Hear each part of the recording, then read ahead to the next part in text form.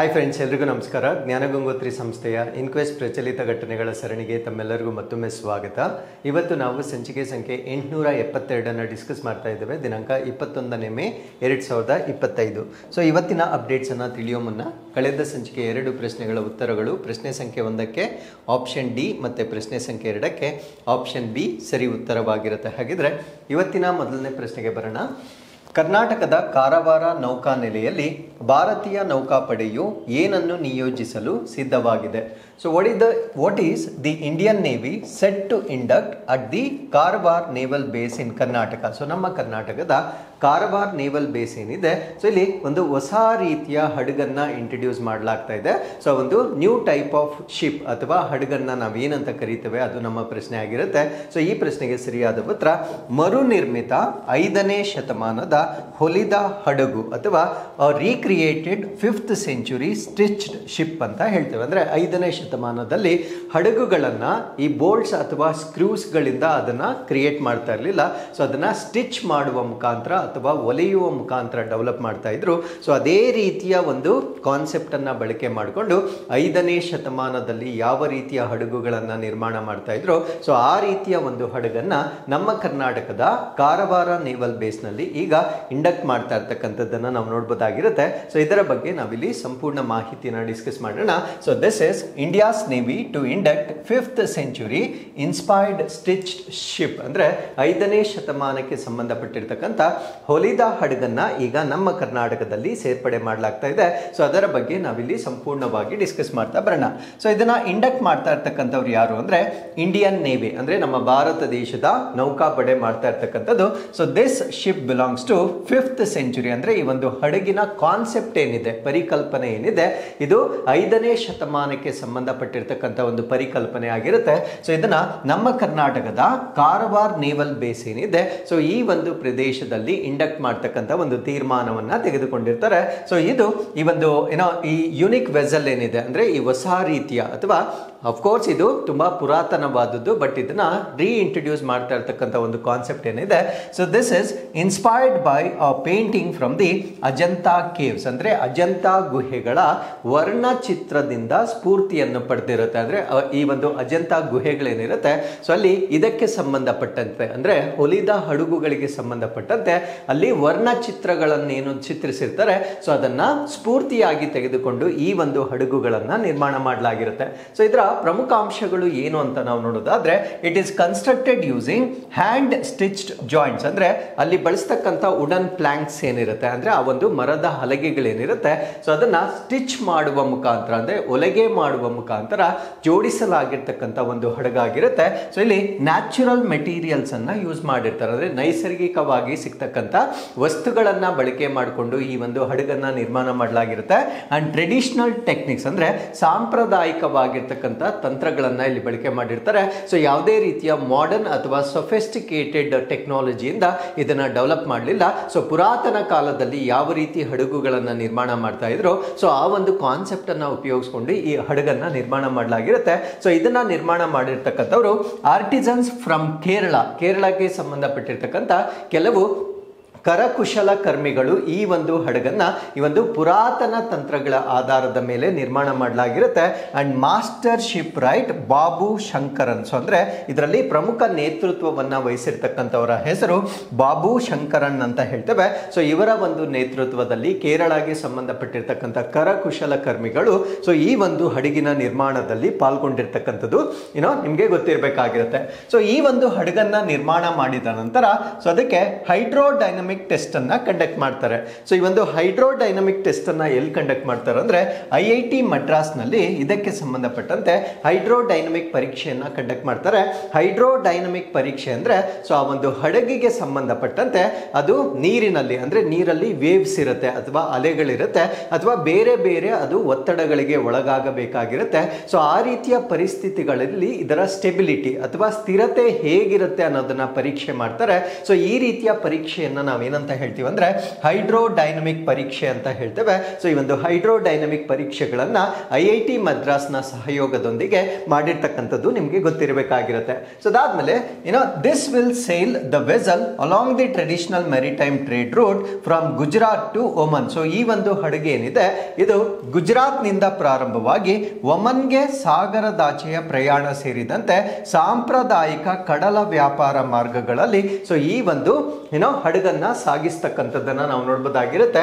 So after induction ಅಂದ್ರೆ ಇದನ್ನ ಕಾರ್ಯರೂಪಕ್ಕೆ ಅಥವಾ ಇದನ್ನ ಇಂಡಕ್ಷನ್ ಮಾಡಿದ ನಂತರ ಸೊ ನಮ್ಮ ಭಾರತ ದೇಶದ ನೇವಿ ಅಥವಾ ನೌಕಾಪಡೆ ಏನಿದೆ so navy will sale the vessel ಅಂದ್ರೆ ಈ ಒಂದು ಹಡಗನ್ನ ಟ್ರೆಡಿಷನಲ್ ಮೆರಿಟೈಮ್ ರೂಟ್ ಏನಿದೆ ಸೊ ಆ ಒಂದು ಟ್ರೆಡಿಷನಲ್ ಮೆರಿಟೈಮ್ ರೂಟ್ ಅಥವಾ ಮಾರ್ಗದ ಮುಖಾಂತರ ಗುಜರಾತ್ ನಿಂದ ಒಮನ್ಗೆ ಇದು ಟ್ರಾವೆಲ್ ಮಾಡ್ತಕ್ಕಂಥದ್ದು. ಸೊ ಇದರ ಫಸ್ಟ್ ವಯಾಜ್ ಅಥವಾ ಮೊಟ್ಟ ಮೊದಲ ಪ್ರಯಾಣವಾಗಿ ನಾವು ಇದನ್ನ ನೋಡಬಹುದಾಗಿರುತ್ತೆ. So with this let's get into question number 2.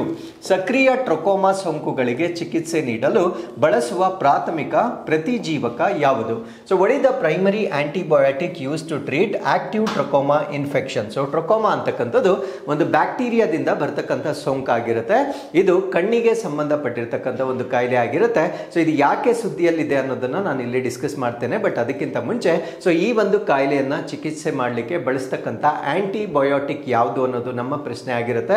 So ಈ ಪ್ರಶ್ನೆಗೆ ಸರಿಯಾದ ಉತ್ತರ ಅಜಿಥ್ರೋಮೈಸಿನ್ ಆಂಟಿಬಯೋಟಿಕ್ ಅನ್ನ ಸೊ ಈ ಒಂದು ಟ್ರಕೋಮಾ ಕಾಯಿಲೆಯನ್ನ ಟ್ರೀಟ್ ಮಾಡಲಿಕ್ಕೆ ಬಳಸ್ತಕ್ಕಂಥ ಒಂದು ಆಂಟಿಬಯೋಟಿಕ್ ಆಗಿರುತ್ತೆ. ಹಾಗಿದ್ರೆ ಟ್ರಕೋಮಾ ಸುದ್ದಿಯಲ್ಲಿರ್ಲಿಕ್ಕೆ ಕಾರಣವಾಗಿರ್ತಕ್ಕಂಥ ಅಪ್ಡೇಟ್ ಏನು ಅಂದ್ರೆ India receives WHO certification for elimination of trachoma. So ಅಂದ್ರೆ ನಮ್ಮ ಭಾರತ ದೇಶದಲ್ಲಿ ಈ ಟ್ರಕೋಮಾ ಕಾಯಿಲೆಯನ್ನ ಸಂಪೂರ್ಣವಾಗಿ ನಿರ್ಮೂಲನೆ ಮಾಡಿರುವ ಕಾರಣದಿಂದ WHO ವತಿಯಿಂದ ನಮ್ಮ ಭಾರತ ದೇಶಕ್ಕೆ ಈಗ ಪ್ರಾಮಾಣೀಕರಣ ಬಂದಿರುವ ಕಾರಣದಿಂದ ಇದು ಸುದ್ದಿಯಲ್ಲಿರ್ತಕ್ಕಂಥ ವಿಷಯವಾಗಿರುತ್ತೆ. ಸೊ ಈ ಒಂದು ಕಾಯಿಲೆಯನ್ನ ನಾವೇನಂತ ಹೇಳ್ತೀವಿ ಅಂದ್ರೆ ಟ್ರಕೋಮಾ ಅಂತ ಹೇಳ್ತೇವೆ. ಸೊ ಇದೊಂದು ಪಬ್ಲಿಕ್ ಹೆಲ್ತ್ ಪ್ರಾಬ್ಲಮ್ ಆಗಿರುತ್ತೆ ಅಂದ್ರೆ ಸಾರ್ವಜನಿಕ ಆರೋಗ್ಯ ಸಮಸ್ಯೆ ಆಗಿರುತ್ತೆ. ಸೊ ಈ ಒಂದು ಸಾರ್ವಜನಿಕ ಆರೋಗ್ಯ ಸಮಸ್ಯೆಗೆ ಸಂಬಂಧಪಟ್ಟಂತೆ ಸೊ WHO ವತಿಯಿಂದ ನಮಗೆ ಸರ್ಟಿಫಿಕೇಟ್ ಆಫ್ ಎಲಿಮಿನೇಷನ್ ಅಂದ್ರೆ ನಿರ್ಮೂಲನೆಗೆ ಸಂಬಂಧಪಟ್ಟಿರ್ತಕ್ಕಂಥ ಪ್ರಾಮಾಣೀಕರಣವನ್ನ ವಿಶ್ವ ಆರೋಗ್ಯ ಸಂಸ್ಥೆ ನಮ್ಮ ಭಾರತ ದೇಶಕ್ಕೆ ಈಗ ನೀಡಲಾಗಿರುತ್ತೆ.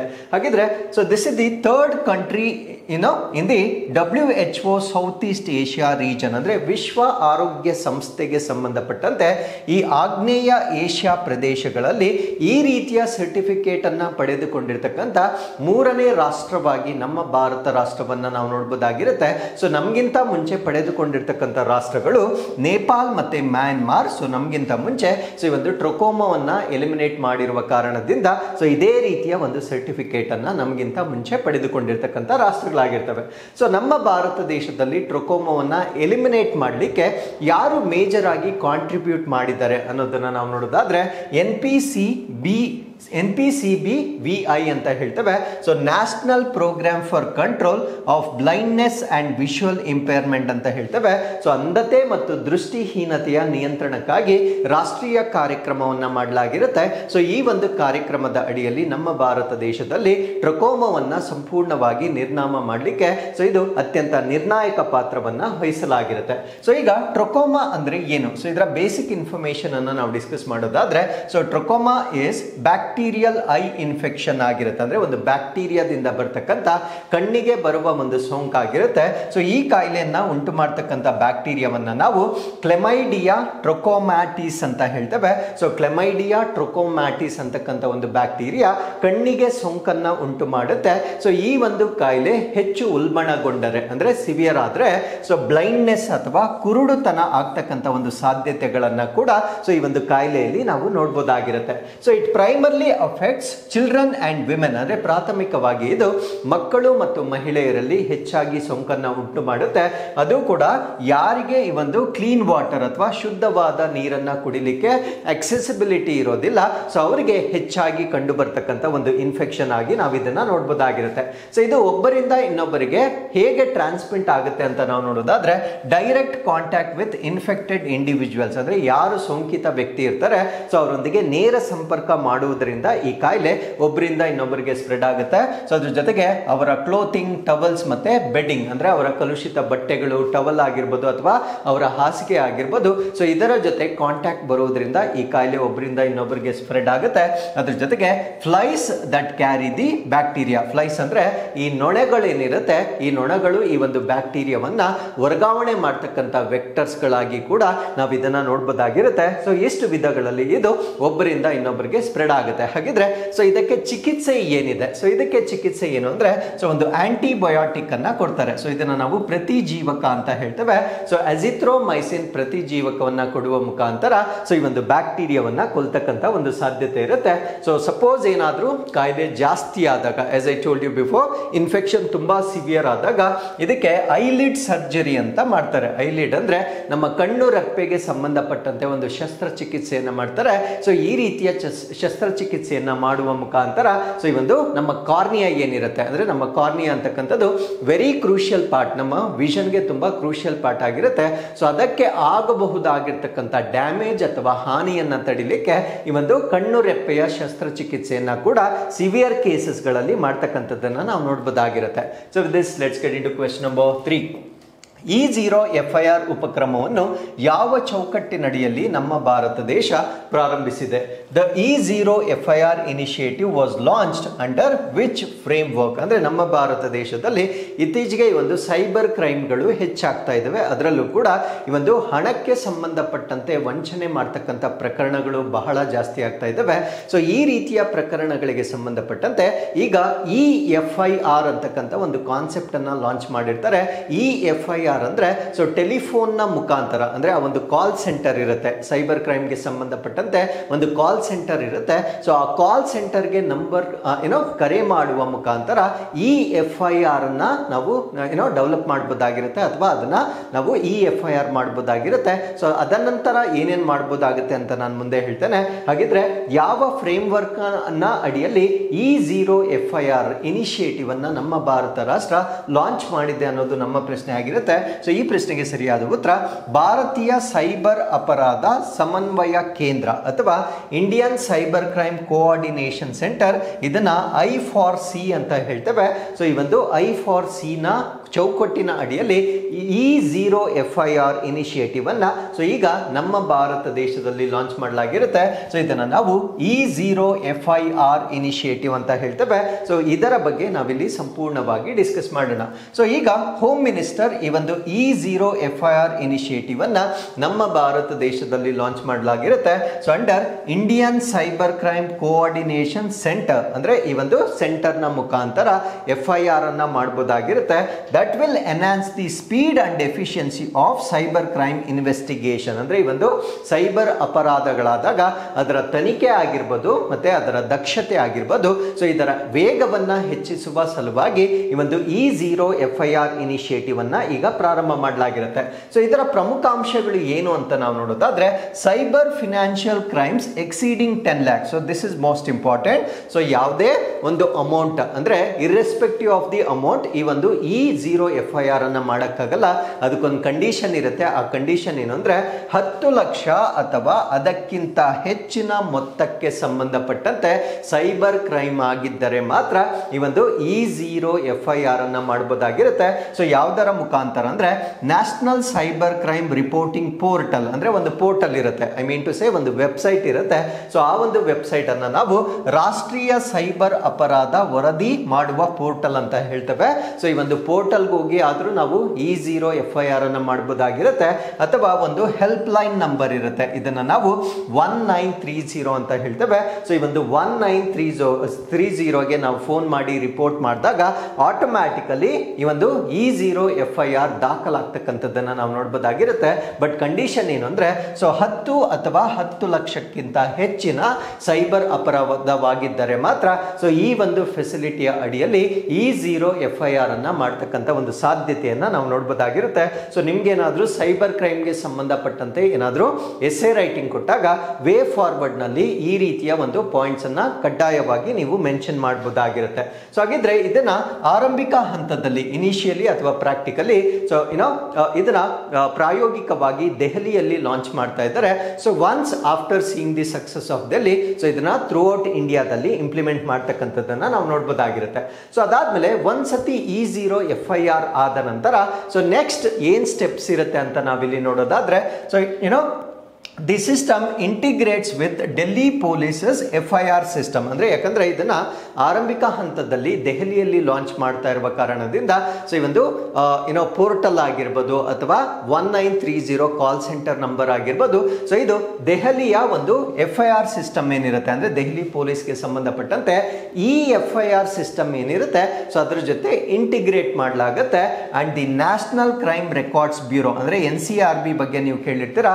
So national crime records bureaus crime and criminal tracking networks and system ಅಂತ ಬರುತ್ತೆ. ಅಂದ್ರೆ NCRB ಅಡಿಯಲ್ಲಿ ಸೊ ರಾಷ್ಟ್ರೀಯ ಅಪರಾಧ ದಾಖಲೆ ಬ್ಯೂರೋ ಇದರ ಅಡಿಯಲ್ಲಿ ಒಂದು ಅಪರಾಧ ಮತ್ತು ಅಪರಾಧ ಟ್ರ್ಯಾಕಿಂಗ್ ನೆಟ್ವರ್ಕ್ ಮತ್ತೆ ವ್ಯವಸ್ಥೆಗಳು ಅಂತ ಇರುತ್ತೆ. ಸೊ ಇದರ ಜೊತೆಗೆ ಇಂಟಿಗ್ರೇಟ್ ಮಾಡುವ ಮುಖಾಂತರ E0 FIR ಅನ್ನ ಡೆವಲಪ್ ಮಾಡ್ತಕ್ಕಂಥ ಒಂದು ಸಿಸ್ಟಮ್ ಅನ್ನ ಸೊ ಈಗ ಸ್ಟಾರ್ಟ್ ಮಾಡಲಾಗಿರುತ್ತೆ. ಸೊ ಇದಾದ ನಂತರ ವಿಕ್ಟಿಮ್ಸ್ ಅಥವಾ ಯಾರಿಗೆ ಒಂದು ಸೈಬರ್ ಕ್ರೈಮ್ ಆಗಿರುತ್ತೆ ಅಥವಾ ಈ ಬಲಿಪಶುಗಳು ಯಾರಿರ್ತಾರೆ so then they can visit the cyber crime police station within 3 days. ಅಂದ್ರೆ ಅವರು E0 FIR ಮಾಡಿದ ನಂತರ ಇಮಿಡಿಯೇಟ್ಲಿ ಇನ್ವೆಸ್ಟಿಗೇಷನ್ ಸ್ಟಾರ್ಟ್ ಆಗಿಬಿಟ್ಟಿರುತ್ತೆ. But that is not enough. So ನೀವು ಫಿಸಿಕಲಿ ಅಂದ್ರೆ E0 FIR ಅನ್ನ ನೀವು ಮಾಡಿದ ನಂತರ ವಿತಿನ್ 3 days ಅಂದ್ರೆ 3 ದಿನಗಳ ಒಳಗಾಗಿ ನೀವು ಆ ಜ್ಯೂರಿಸ್ಡಿಕ್ಷನ್ ಏನಿರುತ್ತೆ ಅಂದ್ರೆ ನಿಮಗೆ ಕ್ರೈಮ್ ಆಗಿರ್ತಕ್ಕಂಥ ನ್ಯಾಯ ವ್ಯಾಪ್ತಿ ಏನಿರುತ್ತೆ ಸೊ ಅಲ್ಲಿ ಬರ್ತಕ್ಕಂಥ ಒಂದು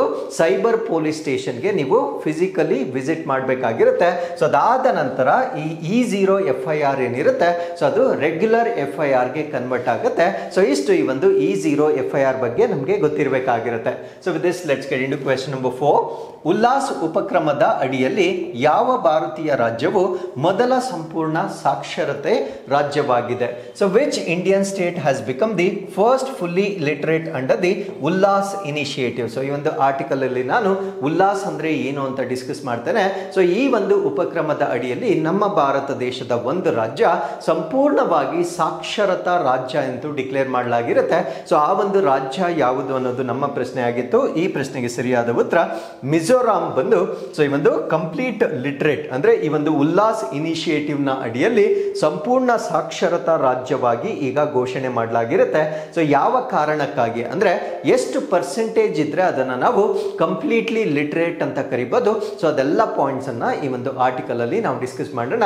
ಸೊ ನಾನ್ ಡಿಸ್ಕಸ್ ಮಾಡ್ತಾ ಇರ್ತಕ್ಕಂಥದ್ದು ಉಲ್ಲಾಸ್ ಆಗಿರುತ್ತೆ. ಸೊ ಉಲ್ಲಾಸ್ ಅನ್ನ ನಾವೇನಂತ ಕರಿತೀವಿ ಅಂದ್ರೆ understanding life long learning for all in the society. ಅಂದ್ರೆ ಸಮಾಜದಲ್ಲಿರ್ತಕ್ಕಂಥ ಎಲ್ಲರಿಗೂ ಜೀವಮಾನದ ಕಲಿಕೆಯನ್ನು ಅರ್ಥ ಮಾಡಿಕೊಳ್ಳುವುದು ಸೊ ಇದರ ಫುಲ್ ಫಾರ್ಮ್ ಆಗಿರುತ್ತೆ. ಸೊ ಇದನ್ನ ನಾವೇನಂತ ಕರಿತೀವಿ ಅಂದ್ರೆ ಉಲ್ಲಾಸ್ ಅಂತ ಕರಿತೇವೆ. ಸೊ ಈ ಒಂದು ಉಲ್ಲಾಸ್ ಇನಿಷಿಯೇಟಿವ್ ಅನ್ನ ಲಾಂಚ್ ಮಾಡಿದ ನಂತರ so India's first fully literate state ಅನ್ನ ಈಗ ಡೆವಲಪ್ ಮಾಡಿರ್ತಾರೆ. ಸೊ ಅದು ಯಾವುದು ಅಂದ್ರೆ ಮಿಜೋರಾಂ ಅನ್ನ ನಮ್ಮ ಭಾರತ ದೇಶದ ಮೊದಲ ಸಂಪೂರ್ಣ ಸಾಕ್ಷರತಾ ರಾಜ್ಯವೆಂದು ಈ ಒಂದು ಉಲ್ಲಾಸ್ ಇನಿಷಿಯೇಟಿವ್ ನ ಅಡಿಯಲ್ಲಿ ನಾವು ಹೇಳಬಹುದಾಗಿರುತ್ತೆ. ಹಾಗಿದ್ರೆ so what are the key highlights of this particular change ಅಂತ ನಾವಿಲ್ಲಿ ನೋಡೋದಾದ್ರೆ ಸೊ ಈ ಒಂದು ಇನಿಷಿಯೇಟಿವ್ ನ ಅಡಿಯಲ್ಲಿ ಮಿಜೋರಾಂ ನಲ್ಲಿ ಲಿಟ್ರಸಿ ರೇಟ್ ಅಂತಕ್ಕಂಥದ್ದು 98.2% ಗೆ ಇನ್ಕ್ರೀಸ್ ಆಗಿರುತ್ತೆ.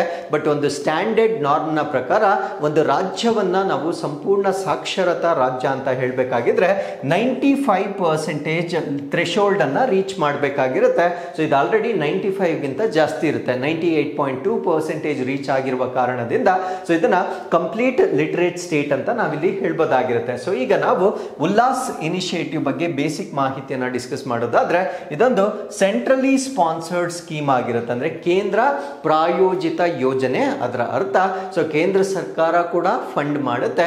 ಸೊ ಮಿಕ್ಕಿದ ಹಣವನ್ನ ರಾಜ್ಯ ಸರ್ಕಾರದಿಂದ ಫಂಡ್ ಮಾಡುವ ಮುಖಾಂತರ ಸೊ ಈ ಒಂದು ಇನಿಷಿಯೇಟಿವ್ ಅನ್ನ implement ಮಾಡಬಹುದಾಗಿರುತ್ತೆ. So to promote life long learning and literacy among adults who missed formal schooling, ಅಂದರೆ ಯಾರು ತಾವು ಚಿಕ್ಕ ವಯಸ್ಸಾಗಿದ್ದಾಗ ಶಾಲೆಗೆ ಹೋಗಲು ಅಥವಾ ಶಾಲೆಯಿಂದ ವಂಚಿತರಾಗಿರ್ತಾರೆ, ಸೊ ಅವರಿಗೆ ಸಾಕ್ಷರತೆಯನ್ನ ನೀಡ್ತಕ್ಕಂಥ ಒಂದು ಇನಿಷಿಯೇಟಿವ್ ಆಗಿರುತ್ತೆ. ಸೊ ಈ ಒಂದು ಇನಿಷಿಯೇಟಿವ್ ನ ಅಡಿಯಲ್ಲಿ ಲೈಫ್ ಲಾಂಗ್ ಲರ್ನಿಂಗ್ ಅಂತ ಹೇಳ್ತೇವೆ. ಯಾಕೆ ಲೈಫ್ ಲಾಂಗ್ ಲರ್ನಿಂಗ್ ಅಂತ ಹೇಳ್ತೀವಿ ಅಂದ್ರೆ, ಸೊ ಶಾಲೆ ಕಲಿಯುವ ವಯಸ್ಸಿನಲ್ಲಿಯೇ ಕಲಿಯಬೇಕಂತೇನಿಲ್ಲ. ಸೊ ಅಲ್ಲಿ ಯಾರ್ಯಾರು ಮಿಸ್ ಆಗಿರ್ತಾರೆ, ಸೊ ಅವ್ರಿಗೆ ಒಂದು ಉಲ್ಲಾಸ್ ಯೋಜನೆ ಅಡಿಯಲ್ಲಿ ಸಾಕ್ಷರತೆಯನ್ನ ಕೊಡ್ತಕ್ಕಂಥ ಒಂದು ವಿಧಾನ ಇದಾಗಿರುತ್ತೆ. So it aligns with the National Education Policy 2020, ಅಂದ್ರೆ ನಮ್ಮ ಭಾರತ ದೇಶದ ರಾಷ್ಟ್ರೀಯ ಶಿಕ್ಷಣ ನೀತಿ ಏನಿದೆ, ಸೊ ಇದಕ್ಕೆ ಅನುಗುಣವಾಗಿ ಇದನ್ನ ಇಂಪ್ಲಿಮೆಂಟ್ ಮಾಡಲಾಗಿರುತ್ತೆ. And it empowers citizens through foundational literacy, ಅಂದ್ರೆ ಮೂಲಭೂತ ಸಾಕ್ಷರತೆಯನ್ನ ನೀಡಲಾಗುತ್ತೆ.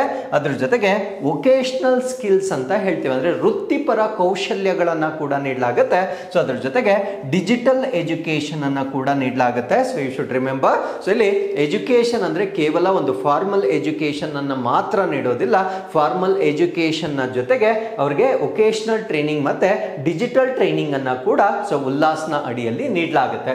ಸೊ ಇದರ ಕೀ ಫೀಚರ್ಸ್ ಏನು ಅಂತ ನಾವು ನೋಡೋದಾದ್ರೆ, it covers non literate individuals aged 15 and above, ಅಂದ್ರೆ 15 ಅಥವಾ 15 ವರ್ಷಕ್ಕಿಂತ ಮೇಲ್ಪಟ್ಟ ಶಾಲೆಯನ್ನ ಯಾರು ತಪ್ಪಿಸಿಕೊಂಡಿರ್ತಾರೆ ಅಥವಾ ಅನಕ್ಷರಸ್ಥರು ಅಂತ ನಾವೇನು ಹೇಳ್ತೇವೆ, ಸೊ ಅವರನ್ನ ಗುರಿಯಾಗಿಸಿಕೊಂಡು ಈ ಒಂದು ಯೋಜನೆಯನ್ನ ಲಾಂಚ್ ಮಾಡಲಾಗಿರುತ್ತೆ. ಸೊ ಈ ಒಂದು ಯೋಜನೆಯಲ್ಲಿ ನಾನು ಮುಂಚೆನೆ ಹೇಳಿದಾಗೆ ಫೌಂಡೇಶನಲ್ ಲಿಟ್ರಸಿ ಮತ್ತೆ ನ್ಯೂಮರಸಿ, ಅಂದ್ರೆ ಮೂಲಭೂತ ಓದುವಿಕೆ, ಬರೆಯುವಿಕೆ ಮತ್ತೆ ಅಂಕಗಣಿತ, ಅಂದ್ರೆ ಕೂಡುವುದು, ಕಳೆಯುವುದು, ಮಲ್ಟಿಪ್ಲಿಕೇಶನ್, ಈ ತರ ಸರಳವಾಗಿರ್ತಕ್ಕಂಥ ಕ್ಯಾಲ್ಕುಲೇಷನ್ ಮಾಡ್ತಕ್ಕಂಥದ್ದನ್ನ ಸೊ ಇಲ್ಲಿ ಕಲಿಸಲಾಗುತ್ತೆ. ಇದು ಫಸ್ಟ್ ಕಾಂಪೊನೆಂಟ್ ಆಗಿರುತ್ತೆ. ಎರಡನೇದು ಕ್ರಿಟಿಕಲ್ ಲೈಫ್ ಸ್ಕಿಲ್ಸ್ ಅನ್ನ ನೀಡಲಾಗುತ್ತೆ, ಅಂದ್ರೆ ನಿರ್ಣಾಯಕವಾಗಿರ್ತಕ್ಕಂಥ ಜೀವನ ಕೌಶಲ್ಯಗಳನ್ನ ನೀಡಲಾಗುತ್ತೆ. ಸೊ ಇದರಲ್ಲಿ ಹೆಲ್ತ್ ಕೇರ್ ಅವೇರ್ನೆಸ್ ಮತ್ತೆ ಫ್ಯಾಮಿಲಿ ವೆಲ್ಫೇರ್, ಇವನ್ ಫಿನಾನ್ಷಿಯಲ್ ಲಿಟ್ರಸಿ, ಅಂದ್ರೆ ಹಣಕಾಸಿನ ಸಾಕ್ಷರತೆ ಆಗಿರ್ಬೋದು, ಆರೋಗ್ಯಕ್ಕೆ ಸಂಬಂಧಪಟ್ಟಂತೆ, ಕುಟುಂಬಕ್ಕೆ ಸಂಬಂಧಪಟ್ಟಂತೆ, ಸೊ ಇವೆಲ್ಲ ರೀತಿಯ ಒಂದು ಎಜುಕೇಶನ್ ಅನ್ನ ನೀಡಲಾಗುತ್ತೆ. ಸೊ ಅದ್ರ ಜೊತೆಗೆ ಬೇಸಿಕ್ ಎಜುಕೇಶನ್, ಅಂದ್ರೆ ಈ preparatory and middle and secondary education ಏನಿದೆ, ಅಂದ್ರೆ ಪೂರ್ವ ಸಿದ್ಧತಾ, ಮಧ್ಯಮ ಮತ್ತು ಮಾಧ್ಯಮಿಕ ಶಿಕ್ಷಣಕ್ಕಾಗಿ ಸಮಾನತಾ ಕಾರ್ಯಕ್ರಮಗಳನ್ನ ಮಾಡುವ ಮುಖಾಂತರ ಮೂಲಭೂತ ಶಿಕ್ಷಣವನ್ನ ಕೂಡ ಇವರಿಗೆ ನೀಡಲಾಗುತ್ತೆ. ಸೊ ಅದಾದ್ಮೇಲೆ as I told you before, vocational training ಅನ್ನ ಕೂಡ ನೀಡಲಾಗುತ್ತೆ. ಅದ್ರ ಜೊತೆಗೆ ಕಂಟಿನ್ಯೂಯಿಂಗ್ ಎಜುಕೇಶನ್, ಅಂದ್ರೆ courses in arts, science, technology, culture ಮತ್ತೆ ಸ್ಪೋರ್ಟ್ಸ್, ಕಲೆ, ವಿಜ್ಞಾನ, ತಂತ್ರಜ್ಞಾನ, ಸಂಸ್ಕೃತಿ ಮತ್ತು ಕ್ರೀಡೆಗಳಲ್ಲಿ ಕೆಲವೊಂದು ಕೋರ್ಸ್ಗಳನ್ನ ಕೂಡ ಸೊ ಇವರಿಗೆ ಆಫರ್ ಮಾಡ್ತಕ್ಕಂಥದ್ದನ್ನ ನಾವಿಲ್ಲಿ ಗಮನಿಸಬಹುದಾಗಿರುತ್ತೆ. ಸೊ ಅದ್ರ ಜೊತೆಗೆ ಇದನ್ನ ಇಂಪ್ಲಿಮೆಂಟೇಷನ್ ಮಾಡೋದು ಹೇಗೆ, ಅನುಷ್ಠಾನದ ವಿಧಾನ ಹೇಗಿರುತ್ತೆ ಅಂತ ನಾವು ನೋಡೋದಾದ್ರೆ, ಸೊ ವಾಲಂಟಿಯರ್ ಬೇಸ್ಡ್ ಲರ್ನಿಂಗ್ ಇರುತ್ತೆ. ಅಂದ್ರೆ ವಾಲಂಟಿಯರ್ಸ್ ಅಂದ್ರೆ ಸ್ವಯಂ ಆಧಾರಿತವಾಗಿ ಕಲಿತಕ್ಕಂಥ ಒಂದು ವಿಧಾನವಾಗಿರುತ್ತೆ. ಇಲ್ಲಿ ಆನ್ಲೈನ್ ಮಾಡ್ಯೂಲ್ಸ್ ಇರುತ್ತೆ, ಅಂದ್ರೆ ಫಿಸಿಕಲಿನೇ ತರಗತಿಗೆ ಹೋಗಿ ಕಲಿಬೇಕು ಅನ್ನೋದೇನು ಇರೋದಿಲ್ಲ. ಆನ್ಲೈನ್ ಮುಖಾಂತರ, ಅಂದ್ರೆ ವೇರಿಯಸ್ ಪ್ಲಾಟ್ಫಾರ್ಮ್ಗಳ ಮುಖಾಂತರ, ಟಿವಿ ಆಗಿರ್ಬೋದು, ರೇಡಿಯೋ ಆಗಿರ್ಬೋದು, ಮೊಬೈಲ್ ಅಪ್ಲಿಕೇಶನ್ಸ್ ಆಗಿರ್ಬೋದು, ಕೆಲವೊಂದು ಡಿಜಿಟಲ್ ಪ್ಲಾಟ್ಫಾರ್ಮ್ಗಳನ್ನು ಉಪಯೋಗಿಸಿಕೊಂಡು ಸೊ ಈ ಒಂದು ಕಾರ್ಯಕ್ರಮವನ್ನ ಅನುಷ್ಠಾನ ಮಾಡಲಾಗುತ್ತೆ. ಸೊ ಇದ್ರ ಜೊತೆಗೆ ಇಲ್ಲಿ ಒಂದು ಪೋರ್ಟಲ್ ಬರುತ್ತೆ, ಇದನ್ನ ನಾವು ದೀಕ್ಷಾ ಪೋರ್ಟಲ್ ಅಂತ ಹೇಳ್ತೇವೆ. ಸೊ ಈ ಒಂದು ದೀಕ್ಷಾ ಪೋರ್ಟಲ್ ಅನ್ನ ಉಪಯೋಗಿಸಿಕೊಂಡು ಈ ಒಂದು ಉಲ್ಲಾಸನ್ನ ಇಂಪ್ಲಿಮೆಂಟ್ ಮಾಡಲಾಗುತ್ತೆ. So with this let's get into question number 5.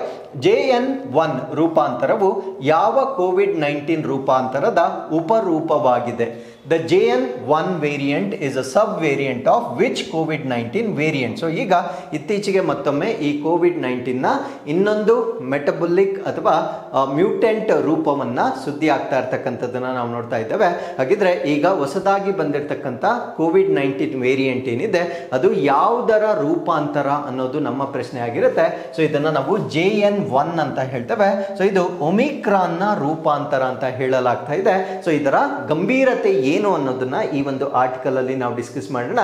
So ಇದು JN1 ವೇರಿಯಂಟ್ ಅಂತ ಕರಿತೇವೆ. ಸೊ ಇದು ಯಾವುದರ ಸಬ್ ವೇರಿಯಂಟ್ ಆಗಿರುತ್ತೆ ಅಂದ್ರೆ ಒಮಿಕ್ರಾನ್ ಏನಿದೆ, ಸೊ ಇದರ ಸಬ್ ವೇರಿಯಂಟ್ ಆಗಿ ನಾವು ನೋಡಬಹುದಾಗಿರುತ್ತೆ. ಇದು ಯಾವ ಲೈನಿಯೇಜ್ ಅಂದ್ರೆ ವಂಶಾವಳಿ ಅಂತ ಹೇಳ್ತೇವೆ. ಯಾವ ಲೈನಿಯೇಜ್ಗೆ ಇದು ಸಂಬಂಧಪಟ್ಟಿರುತ್ತೆ ಅಂದ್ರೆ BA 2.86 ಅಂತ ಹೇಳ್ತೇವೆ. ಸೊ ಇದಕ್ಕೆ ಇನ್ನೊಂದು ಹೆಸರು ಕೂಡ ಇದೆ, ಇದನ್ನ ನಾವು ಪಿರೋಲಾ ಅಂತ ಕೂಡ ಕರೀತೇವೆ. ಸೊ ಈ ಒಂದು ಪಿರೋಲಾ ವಂಶಾವಳಿಗೆ ಸಂಬಂಧಪಟ್ಟಿರ್ತಕ್ಕಂಥ ಒಂದು ಹೊಸ ಮಾರ್ಪಾಡಾಗಿರ್ತಕ್ಕಂಥ ಕೋವಿಡ್-19 ಇತ್ತೀಚೆಗೆ ನಮ್ಮ ಭಾರತ ದೇಶ ಮತ್ತು ಹಲವಾರು ಬೇರೆ ರಾಷ್ಟ್ರಗಳಲ್ಲೂ ಕೂಡ ಇದು ವರದಿಯಾಗಿರ್ತಕ್ಕಂಥದ್ದನ್ನ ನಾವು ನೋಡಬಹುದಾಗಿರುತ್ತೆ. ಬಟ್ ಇದು ಫಸ್ಟ್ ಡಿಟೆಕ್ಟ್ ಆಗಿರ್ತಕ್ಕಂಥದ್ದು ಇನ್ ಆಗಸ್ಟ್ 2023 2023 ಆಗಸ್ಟ್ ನಲ್ಲಿ ಇದು ಪತ್ತೆ ಆಗಿರುತ್ತೆ.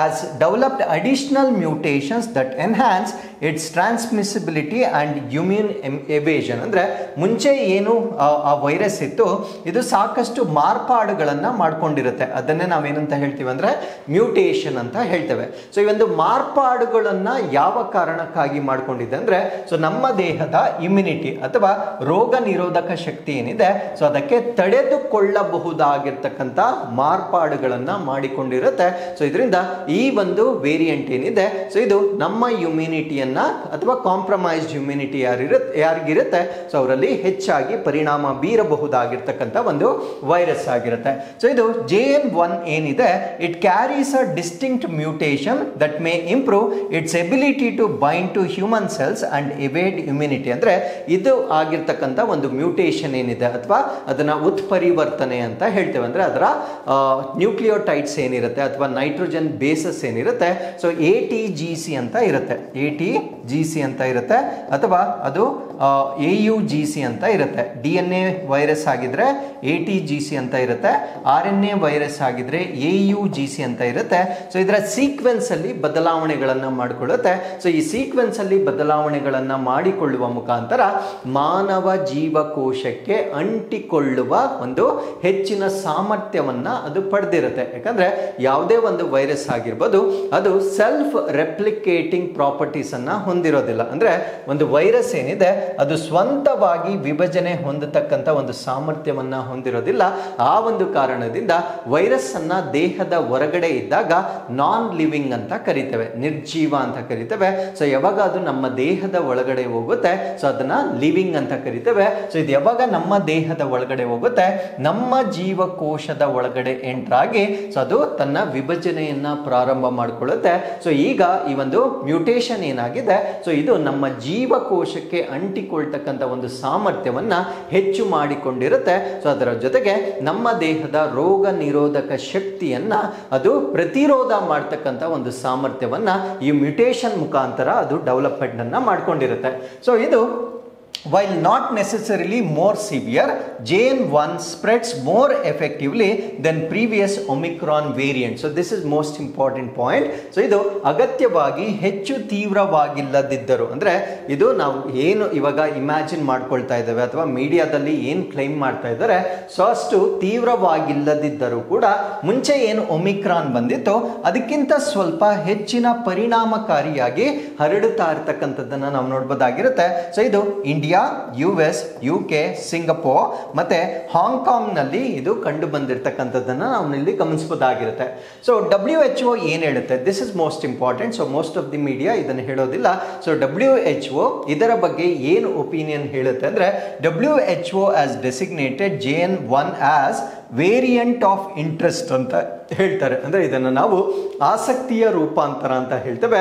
ಸೊ ವೇರಿಯಂಟ್ ಆಫ್ ಇಂಟ್ರೆಸ್ಟ್ ಇದರ ಅರ್ಥ ಏನು ಅಂದ್ರೆ under close observation but not classified as major threat ಅಂತ WHO ಹೇಳುತ್ತೆ. ಅಂದ್ರೆ ನಿಕಟವಾಗಿ ಅದನ್ನ ಅಬ್ಸರ್ವ್ ಮಾಡ್ತಾರೆ, ನಿಕಟವಾಗಿ ಆ ಒಂದು ಕೇಸ್ಗಳನ್ನ ವೀಕ್ಷಣೆ ಮಾಡಬೇಕಾಗಿರುತ್ತೆ.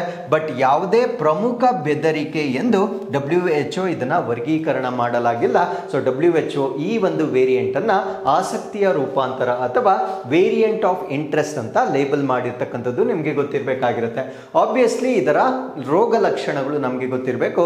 ಸೊ ಕರೋನಾ ಅಥವಾ ಒಮಿಕ್ರಾನ್ ಇದರಲ್ಲಿ ಏನು ಸಿಂಪ್ಟಮ್ಸ್ ಇತ್ತೋ ಅದೇ ಸಿಂಪ್ಟಮ್ಸ್ ಇಲ್ಲೂ ಕೂಡ ಮುಂದುವರಿತಾ ಇದೆ. ಸೋರ್ ಥ್ರೋಟ್ ಆಗಿರ್ಬೋದು, ರನ್ನಿಂಗ್ ನೋಸ್ ಆಗಿರ್ಬೋದು, ಕಾಫ್ ಕೆಮ್ಮ ಆಗಿರ್ಬೋದು, ಇವನ್ ಫೀವರ್ ಜ್ವರ ಆಗಿರ್ಬೋದು, ಫೆಟಿಗ್ ಸುಸ್ತಾಗ್ತಕ್ಕಂಥದ್ದು, ಮಸಲ್ ಸ್ನಾಯುಗಳು ನೋವಾಗ್ತಕ್ಕಂಥದ್ದು, ಶಾರ್ಟ್ನೆಸ್ ಆಫ್ ಬ್ರೆತ್ ಅಂದ್ರೆ ಉಸಿರಾಟದ ತೊಂದರೆಗಳ ಆಗ್ತಾ ಇರ್ಬೋದು. ಸೊ ಈ ರೀತಿಯ ಸಿಂಪ್ಟಮ್ಗಳನ್ನೇ ನಾವಿಲ್ಲಿ ನೋಡ್ಬೋದಾಗಿರುತ್ತೆ. So what is India's response, ಭಾರತದ ಪ್ರತಿಕ್ರಿಯೆ ಏನು ಅಂತ ನಾವು ನೋಡೋದಾದ್ರೆ, ಆಸ್ ಆನ್ ಡೇಟ್ ನಾವು 257 ಆಕ್ಟಿವ್ ಕೇಸಸ್ ಅಂದ್ರೆ ಮೇ 19ರ ವೇಳೆಗೆ ನಮ್ಮ ಭಾರತ ದೇಶದಲ್ಲಿ 257 ಸಕ್ರಿಯ ಪ್ರಕರಣಗಳಿರುತ್ತೆ.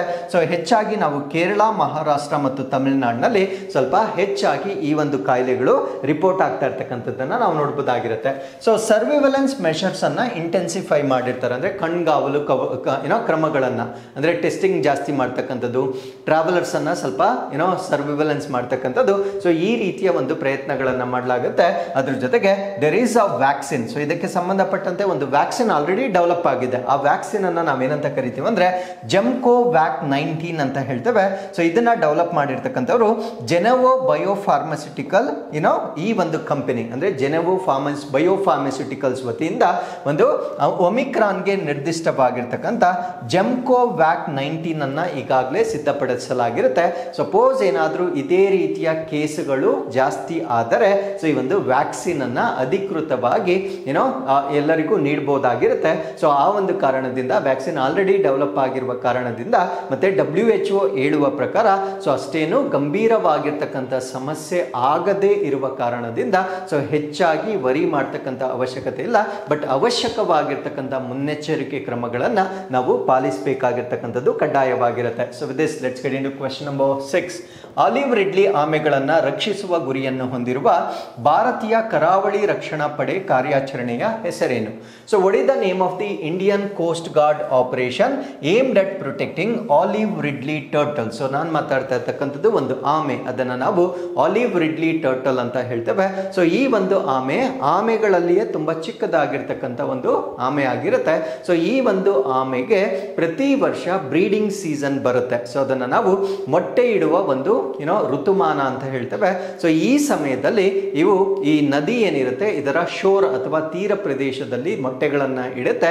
ಸೊ ಆ ಮೊಟ್ಟೆಗಳನ್ನ ಇಡುವ ಸಮಯದಲ್ಲಿ ಅಲ್ಲಿರ್ತಕ್ಕಂಥ ಪ್ರವಾಸಿಗರನ್ನ ಪ್ರಿವೆಂಟ್ ಮಾಡಲಿಕ್ಕೆ ನಮ್ಮ ಭಾರತ ದೇಶದ ಕೋಸ್ಟ್ ಗಾರ್ಡ್ ವತಿಯಿಂದ ಒಂದು ಆಪರೇಷನ್ ಅನ್ನ ಕಂಡಕ್ಟ್ ಮಾಡ್ತಾರೆ. ಸೊ ಆ ಒಂದು ಆಪರೇಷನ್ ಅನ್ನ ಏನಂತ ಕರೀತೇವೆ ಅನ್ನೋದು ನಮ್ಮ ಪ್ರಶ್ನೆ ಆಗಿರುತ್ತೆ. ಸೊ ಈ ಪ್ರಶ್ನೆಗೆ ಸರಿಯಾದ ಉತ್ತರ ಆಪರೇಷನ್ ಒಲಿವಿಯಾ ಅಂತ ಇದಕ್ಕೆ ಕರೆಯಲಾಗುತ್ತೆ. ಸೊ ಇದರ ಬಗ್ಗೆ ನಾವಿಲ್ಲಿ ಸಂಪೂರ್ಣವಾಗಿ ಡಿಸ್ಕಸ್ ಮಾಡ್ತಾ ಬರೋಣ. ಸೊ ಇಂಡಿಯನ್ ಕೋಸ್ಟ್ ಗಾರ್ಡ್ ಇದು ಕೂಡ ನಿಮಗೆ ಗೊತ್ತಿರಲಿ. ಸೊ ಈ ಒಂದು ಆಪರೇಷನ್ ಅನ್ನ ಕಂಡಕ್ಟ್ ಮಾಡ್ತಕ್ಕಂಥವ್ರು ಯಾರು ಅಂದ್ರೆ ಭಾರತೀಯ ಕರಾವಳಿ ರಕ್ಷಣಾ ಪಡೆ ಕಂಡಕ್ಟ್ ಮಾಡ್ತಕ್ಕಂಥ ಆಪರೇಷನ್ ಒಲಿವಿಯಾ ಬಗ್ಗೆ ನಾವಿಲ್ಲಿ ಡಿಸ್ಕಸ್ ಮಾಡ್ತಾ ಇದ್ದೇವೆ. ಸೊ ಇದು protected, it has successfully protected 6.98 lakh olive ridley turtles during their nesting season at Rushikulya river mouth in Odisha. ಅಂದ್ರೆ ನಮ್ಮ ಭಾರತೀಯ ಕರಾವಳಿ ರಕ್ಷಣಾ ಪಡೆ ಮಾಡ್ತಕ್ಕಂಥ ಈ ಆಪರೇಷನ್ ಒಲಿವಿಯಾ ಏನಿದೆ ಸೊ ಇದು ಒಡಿಶಾದಲ್ಲಿ ಬರ್ತಕ್ಕಂಥ ಋಷಿಕುಲ್ಯ ನದಿ ಮುಖಭಾಗದಲ್ಲಿ, ಸೊ ಇದೆಲ್ಲ ನಾನು ಮ್ಯಾಪ್ ನಲ್ಲಿ ತೋರಿಸ್ತೇನೆ. ಸೊ ಒಡಿಶಾದ ಋಷಿಕುಲ್ಯ ನದಿಯ ಮುಖಭಾಗದಲ್ಲಿ ಮೊಟ್ಟೆ ಇಡುವ ಅವಧಿಯಲ್ಲಿ 6.98 ಲಕ್ಷ ಆಲಿವ್ ರಿಡ್ಲಿ ಆಮ್ಲೆಗಳನ್ನ ಇದುವರೆಗೂ ಅವರು ಯಶಸ್ವಿಯಾಗಿ ರಕ್ಷಣೆ ಮಾಡಿರ್ತಕ್ಕಂಥದ್ದನ್ನ ನಾವು ನೋಡಬಹುದಾಗಿರುತ್ತೆ. ಸೊ ಇದೊಂದು ಆನ್ಯುಯಲ್ ಮಿಷನ್ ಆಗಿರುತ್ತೆ, ಅಂದ್ರೆ ಪ್ರತಿ ವರ್ಷ ಮಾಡ್ತಕ್ಕಂಥ ಒಂದು ಕಾರ್ಯಾಚರಣೆ ಆಗಿರುತ್ತೆ. ಸೊ ಯಾವ ತಿಂಗಳಿಂದ ಯಾವ ತಿಂಗಳೊಳಗೆ ಇದನ್ನ ಮಾಡ್ತಾರೆ ಅಂತ ನಮ್ಗೆ ಗೊತ್ತಿರಬೇಕಾಗಿರುತ್ತೆ. So November to May, so November ನಿಂದ ಮೇ ವರೆಗೂ ನಡೆಸ್ತಕ್ಕಂಥ ಒಂದು ಕಾರ್ಯಾಚರಣೆ ಇದಾಗಿರುತ್ತೆ. ಸೊ ಈಗ ನಾವು ಆಲಿವ್ ರಿಡ್ಲಿ ಟರ್ಟಲ್ ಬಗ್ಗೆ ಬೇಸಿಕ್ ಮಾಹಿತಿಯನ್ನು ತಿಳ್ಕೊಳ್ಳೋದಾದ್ರೆ ಫಸ್ಟ್ ಅಂಡ್ ಫಾರ್ಮೋಸ್ಟ್ ಅದರ ಸೈಂಟಿಫಿಕ್ ನೇಮ್ ನಮಗೆ ಗೊತ್ತಿರಬೇಕಾಗಿರುತ್ತೆ. ಸೊ ಇದನ್ನ ಲಿಪಿಡೋಚೆಲಿಸ್ ಒಲಿವೇಸಿಯಾ ಅಂತ ಕರೀತೇವೆ. ಸೊ ಇದು one of the smallest and most abundant sea turtle ಆಗಿರುತ್ತೆ, ಅಂದ್ರೆ ಇದು ಅತ್ಯಂತ ಚಿಕ್ಕ ಆಮೆಗಳಲ್ಲಿ ಇದು ಕೂಡ ಒಂದಾಗಿರುತ್ತೆ. ಮತ್ತೆ ಇದು ಸಮುದ್ರ ಆಮೆಗಳಲ್ಲಿ ಒಂದಾಗಿರ್ತಕ್ಕಂಥದ್ದನ್ನ ನಾವು ನೋಡಬಹುದಾಗಿರುತ್ತೆ, ಅಂದ್ರೆ ಸೀ ಟರ್ಟಲ್ ಆಗಿರುತ್ತೆ ಅಥವಾ ಸಮುದ್ರಗಳಲ್ಲಿ ಕಂಡು ಬರ್ತಕ್ಕಂಥ ಒಂದು ಆಮೆ ಆಗಿರುತ್ತೆ. ಸೊ ಇದು ಸಾಮಾನ್ಯವಾಗಿ ವಾರ್ಮ್ ವಾಟರ್ಸ್ ಅಂದ್ರೆ ಸ್ವಲ್ಪ ಬೆಚ್ಚಗಿರ್ತಕ್ಕಂಥ ನೀರಲ್ಲಿ ಇದು ಬಹಳ ಇರುತ್ತೆ. ಸೊ ಯೂಶಲಿ ಪೆಸಿಫಿಕ್, ಅಟ್ಲಾಂಟಿಕ್ ಮತ್ತೆ ಇಂಡಿಯನ್ ಓಷನ್ಸ್ ಅಲ್ಲಿ ಹೆಚ್ಚಾಗಿ ಕಂಡು ಬರ್ತಕ್ಕಂಥ ಒಂದು ಆಮೆ ಆಗಿರುತ್ತೆ.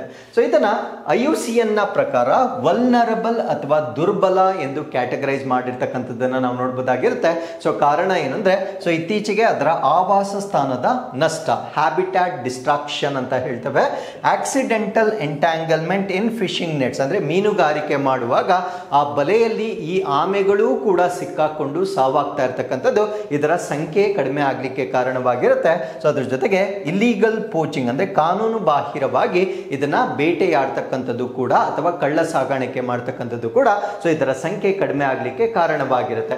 ಸೊ ಇದರ ಸೈಜ್ ಮತ್ತೆ ಅಪಿಯರೆನ್ಸ್ ಅನ್ನ ನಾವು ನೋಡೋದಾದ್ರೆ it can grow up to 2 feet in length, ಅಂದ್ರೆ ಇದು ಉದ್ದದಲ್ಲಿ 2 ಅಡಿಗಳಷ್ಟು ಉದ್ದ ಬೆಳೀತಕ್ಕಂಥ ಒಂದು ಆಮೆ ಆಗಿರುತ್ತೆ. ಸೊ ಇದು 2 ಅಡಿಗಳಷ್ಟು ಇದ್ರೂ ಕೂಡ 50 kg ಇದು ವೆಯ್ಟ್ ಅನ್ನ ಇರುತ್ತೆ, ಅಂದ್ರೆ 50 kgs ವರೆಗೂ ಇದು ತೂಕವನ್ನ ಹೊಂದಿರುತ್ತೆ. ಸೊ ಇದಕ್ಕೆ ಯಾಕೆ ಆಲಿವ್ ರಿಡ್ಲಿ ಟರ್ಟಲ್ ಅಂತ ಕರೀತೇವೆ ಅಂದ್ರೆ ಸೊ ಅದು ಆಲಿವ್ ಗ್ರೀನ್ ಬಣ್ಣವನ್ನ, ಆಲಿವ್ ಹಸಿರು ಬಣ್ಣವನ್ನ ಹೊಂದಿರತಕ್ಕಂಥ ಒಂದು ಆಮೆ ಆಗಿರುತ್ತೆ.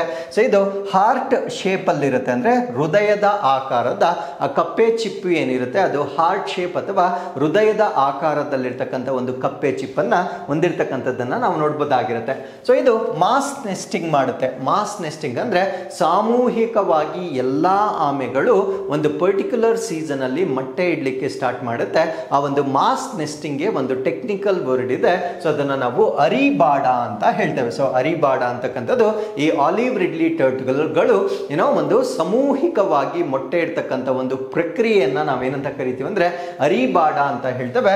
So thousands of females come together on the same beach, ಅಂದ್ರೆ ಸಾವಿರಾರು ಆಮೆಗಳು ಒಂದೇ ಪ್ರದೇಶಕ್ಕೆ ಬಂದು ಒಟ್ಟಿಗೆ ಮೊಟ್ಟೆಗಳನ್ನ ಇಡ್ಲಾಗುತ್ತೆ. ಸೊ ಅದನ್ನ ನಾವೇನಂತ ಕರಿತೀವಿ ಅಂದ್ರೆ ಅರಿಬಾಡ ಅಂತ ಹೇಳ್ತೇವೆ. ಹಾಗಿದ್ರೆ ಈ ಒಂದು ಆಮೆಗಳ ಡಯಟ್ ಏನಿದೆ, ಈ ಆಮೆಗಳನ್ನ ನಾವು ಕಾರ್ನಿವೋರ್ಸ್ ಅಂತ ಹೇಳ್ತೇವೆ. ಸೊ ಮಾಂಸಾಹಾರಿ ಆಗಿರ್ತಕ್ಕಂಥ ಒಂದು ಆಮೆ ಇದಾಗಿರುತ್ತೆ. ಸೊ ಇದರ ಮೈಗ್ರೇಷನ್ ಅಂದ್ರೆ ಈ ಒಂದು ಮೊಟ್ಟೆ ಇಡುವ ಸಮಯದಲ್ಲಿ they travel thousands of kilometres between feeding and nesting grounds, ಅಂದ್ರೆ ಫೀಡಿಂಗ್ ಇನ್ ದ ಸೆನ್ಸ್ ಅದು ಆಹಾರಕ್ಕಾಗಿ ಯಾವುದರ ಮೇಲೆ ಅಥವಾ ಯಾವ ಪ್ರದೇಶದ ಮೇಲೆ ಅವಲಂಬಿತವಾಗಿರುತ್ತೆ. ಮತ್ತೆ ಅದು ಮೊಟ್ಟೆ ಇಡ್ತಕ್ಕಂಥ ಪ್ರದೇಶ ಏನಿದೆ ಅವೆರಡರ ಮಧ್ಯ ಸಾವಿರಾರು ಕಿಲೋಮೀಟರ್ಗಳ ದೂರ ಇದ್ರೂ ಕೂಡ ಸೊ ಇದು ಪ್ರಯಾಣ ಮಾಡ್ತಕ್ಕಂಥ ಒಂದು ಕೆಪಾಸಿಟಿಯನ್ನ ಹೊಂದಿರುತ್ತೆ. ಸೊ ಇದಕ್ಕೆ ಬೆಸ್ಟ್ ಎಕ್ಸಾಂಪಲ್ ಹೇಳೋದಾದ್ರೆ ಶ್ರೀಲಂಕಾದಿಂದ ಒಡಿಶಾವರೆಗೂ ಈ ಒಂದು ಆಮೆಗಳು ಟ್ರಾವೆಲ್ ಮಾಡ್ತಕ್ಕಂಥದ್ದನ್ನ ಸೊ ಈ ಪರ್ಟಿಕ್ಯುಲರ್ ಅರಿಬಾಡ ಕಾರಣಕ್ಕಾಗಿ ಟ್ರಾವೆಲ್ ಮಾಡ್ತಕ್ಕಂಥದ್ದನ್ನ ನಾವು ನೋಡ್ಬೋದಾಗಿರುತ್ತೆ. ಸೊ ಇದರ ಪ್ರೊಟೆಕ್ಟೆಡ್ ಏರಿಯಾ ಎಲ್ಲಿದೆ, ಸಂರಕ್ಷಿತ ಪ್ರದೇಶ ಎಲ್ಲಿದೆ ಅಂತ ನಾವು ನೋಡೋದಾದ್ರೆ Gahirmatha marine sanctuary in Odisha. This is most important. So ಒಡಿಶಾದಲ್ಲಿ ಒಂದು ಗಹಿರ್ಮಾತಾ ಸಮುದ್ರ ಅಭಯಾರಣ್ಯವನ್ನ ನಾವು ನೋಡ್ಬೋದಾಗಿರುತ್ತೆ. ಸೊ ಇದನ್ನ ನಾವು ಏನೋ world's largest rookery of olive ridley turtles ಅಂತ ಹೇಳ್ತೇವೆ. ಅಂದ್ರೆ ಇದು ಅತ್ಯಂತ ದೊಡ್ಡದಾಗಿರ್ತಕ್ಕಂಥ ಒಂದು ರೂಕರಿಯಾಗಿ ನಾವು ಇದನ್ನ ನೋಡ್ಬೋದಾಗಿರುತ್ತೆ. ಸೊ ಈ ಮ್ಯಾಪ್ ನಲ್ಲಿ ನೀವು ಇಲ್ಲಿ ನೋಡ್ಬೋದಾಗಿರುತ್ತೆ. So this is our map of India. So ಇಲ್ಲಿ ನಾವು ಒಡಿಶಾದು ಕೋಸ್ಟಲ್ ರೀಜನ್ ಅನ್ನ ನಾವು ನೋಡ್ಬೋದಾಗಿರುತ್ತೆ. ಸೊ ಇಲ್ಲಿ Gahirmatha, so this is where we have bay of Bengal ನಲ್ಲಿ ಗಹಿರ್ಮಾತಾವನ್ನ ನೋಡ್ಬೋದಾಗಿರುತ್ತೆ. ಸೊ ಗಹಿರ್ಮಾತಾ, ಬೈತ್ರಾಣಿ ಮತ್ತೆ ಬ್ರಹ್ಮಿಣಿ ಅಂತಕ್ಕಂಥ ರಿವರ್ಗಳು ಈ ಒಂದು ಬೇ ಆಫ್ ಬೆಂಗಾಲ್ಗೆ ಎಂಟಿ ಆಗ್ತಕ್ಕಂಥ ಪ್ರದೇಶದಲ್ಲಿ ನಾವು ಗಹಿರ್ಮಾತಾವನ್ನ ನೋಡ್ಬೋದಾಗಿರುತ್ತೆ. ಸೊ ಈ ಒಂದು ಭಾಗದಲ್ಲಿ ಮಾಸ್ ನೆಸ್ಟಿಂಗ್ ಆಗುತ್ತೆ, ಅಂದ್ರೆ ಒಂದು ಸಾಮೂಹಿಕವಾಗಿ ಮೊಟ್ಟೆ ಇಡ್ತಕ್ಕಂಥ ಒಂದು ಪ್ರಕ್ರಿಯೆಯನ್ನ ನಾವು ನೋಡ್ಬೋದಾಗಿರುತ್ತೆ. ಅದಾದ್ಮೇಲೆ ಸೊ ಈ ಭಾಗದಲ್ಲಿ ಕೂಡ ಇದನ್ನ ನಾವು ದೇವಿ ಮೌತ್ ಅಂತ ಹೇಳ್ತೇವೆ. ಸೊ ಇಲ್ಲಿ ಮಹಾನದಿ ಬಂದು ಎಂಟಿ ಆಗ್ತಕ್ಕಂಥ ಪ್ಲೇಸ್ ಆಗಿರುತ್ತೆ. ಸೊ ಅದಾದ್ಮೇಲೆ ಈ ಭಾಗದಲ್ಲಿ ಋಷಿಕೊಲ್ಯ ಅಂತ ಇರುತ್ತೆ. ಸೊ ಇಲ್ಲಿ ಋಷಿಕೊಲ್ಯ ರಿವರ್ ಬಂದು ಎಂಟಿ ಆಗ್ತಕ್ಕಂಥ ಪ್ಲೇಸ್ ಆಗಿರುತ್ತೆ. ಸೊ ಇಲ್ಲೂ ಕೂಡ ನಾವು ಮಾಸ್ ನೆಸ್ಟಿಂಗ್ ಅನ್ನ ನೋಡ್ಬೋದಾಗಿರುತ್ತೆ. ಸೊ ಇಲ್ಲಿ ಸ್ಟಾರ್ ಮಾರ್ಕ್ ಏನ್ ಹಾಕಿದೆ ಇದನ್ನ ನಾವು ಸ್ಪೋರಾಡಿಕ್ ನೆಸ್ಟಿಂಗ್ ಅಂತ ಹೇಳ್ತೇವೆ. ಅಂದ್ರೆ ಅಷ್ಟೊಂದು ಗುಂಪಾಗಿ ಅಲ್ಲಿ ಮೊಟ್ಟೆಗಳನ್ನ ಇಡೋದಿಲ್ಲ, ಸ್ವಲ್ಪ ತೆಳುವಾಗಿ ಅಲ್ಲಿ ಆಮೆಗಳು ಬಂದು ಮೊಟ್ಟೆ ಇಡ್ತಕ್ಕಂಥ ಪ್ರದೇಶವನ್ನ ನಾವು ಸ್ಪೊರಾಡಿಕ್ ನೆಸ್ಟಿಂಗ್ ಅಂತ ಕೂಡ ಕರೆಯಲಾಗುತ್ತೆ. ಸೊ ದಿಸ್ ನಮ್ಮ ಕರ್ನಾಟಕದಲ್ಲಿ ಇವುಗಳನ್ನ ಸಂರಕ್ಷಣೆ ಮಾಡ್ತಕ್ಕಂಥ ಪ್ರಯತ್ನ ಏನ್ ಮಾಡ್ತಾ ಇದ್ದಾರೆ ಅಂದ್ರೆ ಸೊ ಕರ್ನಾಟಕದಲ್ಲಿ ಈಗ ಜಿಯೋ ಟ್ಯಾಗಿಂಗ್ ಅನ್ನ ಮಾಡ್ತಾ ಇದ್ದಾರೆ. ಅಂದ್ರೆ ಈ ಒಂದು ಆಮೆಗಳನ್ನ ಜಿಯೋ ಟ್ಯಾಗಿಂಗ್ ಅನ್ನ ಮಾಡ್ತಾ ಇದ್ದಾರೆ. ಸೊ ಜಿಯೋ ಟ್ಯಾಗಿಂಗ್ ಮಾಡಿದ್ರೆ ಸೊ ಅದರಿಂದ ನಮ್ಗೆ ಆಗ್ತಕ್ಕಂಥ ಬೆನಿಫಿಟ್ ಏನು ಅಂದ್ರೆ ಸೊ ಅದು ಹೇಗೆ ಮೈಗ್ರೇಟ್ ಆಗುತ್ತೆ ಅಂತಕ್ಕಂಥ ಮಾಹಿತಿಯನ್ನ ನಾವು ಪಡೆಯಬಹುದಾಗಿರುತ್ತೆ.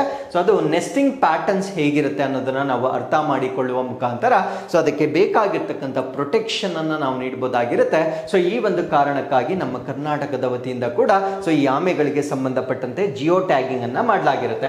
ಸೊ ಅದಾದ್ಮೇಲೆ ಟರ್ಟಲ್ ಎಕ್ಸ್ಕ್ಲೂಡರ್ ಡಿವೈಸಸ್ ಗಳನ್ನ ಈಗ ಅಡ್ವೈಸ್ ಮಾಡ್ತಾ ಇದ್ದಾರೆ. ಅಂದ್ರೆ ಈ ಒಂದು ಫಿಶಿಂಗ್ ಏನ್ ಮಾಡ್ತಾರೆ ಮೀನುಗಾರಿಕೆಗಾಗಿ ಆ ಬಲೆಗಳನ್ನ ಏನ್ ಬೀಸ್ತಾರೆ ಆ ಬಲೆಗಳಲ್ಲಿ ಒಂದು ಡಿವೈಸ್ ಅನ್ನ ಇಡಬೇಕು. ಅದನ್ನ ನಾವು ಟರ್ಟಲ್ ಎಕ್ಸ್ಕ್ಲೂಡರ್ ಡಿವೈಸಸ್ ಅಂತ ಹೇಳ್ತೇವೆ. ಸೊ ಇದನ್ನ ಇಟ್ಟಾಗ ಏನಾಗುತ್ತೆ ಅಂದ್ರೆ ಆಮೆಗಳು ಟ್ರ್ಯಾಪ್ ಆದ್ರೂ ಕೂಡ ಆ ಬಲೆಯಿಂದ ಅದು ಹೊರಗಡೆ ಬರ್ಬೋದಾಗಿರುತ್ತೆ.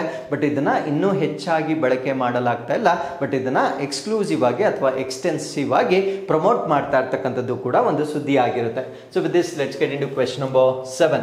ಸೊ 2025ರ ವಿಶ್ವ ಹೈಡ್ರೋಜನ್ ಶೃಂಗಸಭೆ ಎಲ್ಲಿ ನಡೆಯುತ್ತಿದೆ? Where is the world's hydrogen summit 2025 being held? So ಈ ಪ್ರಶ್ನೆಗೆ ಸರಿಯಾದ ಉತ್ತರ ನೆದರ್ಲ್ಯಾಂಡ್ನ ರೋಟರ್ ಡ್ಯಾಮ್ ನಲ್ಲಿ ಸೊ ಈ ಒಂದು ವರ್ಲ್ಡ್ ಹೈಡ್ರೋಜನ್ ಸಮಿಟ್ 2025 ಕಂಡಕ್ಟ್ ಮಾಡಲಾಗ್ತಾ ಇದೆ. ಸೊ ಏನಿದರ ಪ್ರಮುಖ ಅಂಶಗಳು ಅನ್ನೋದನ್ನ ಸೊ ಈ ಒಂದು ಆರ್ಟಿಕಲ್ ಅಲ್ಲಿ ನಾವು ಡಿಸ್ಕಸ್ ಮಾಡೋಣ.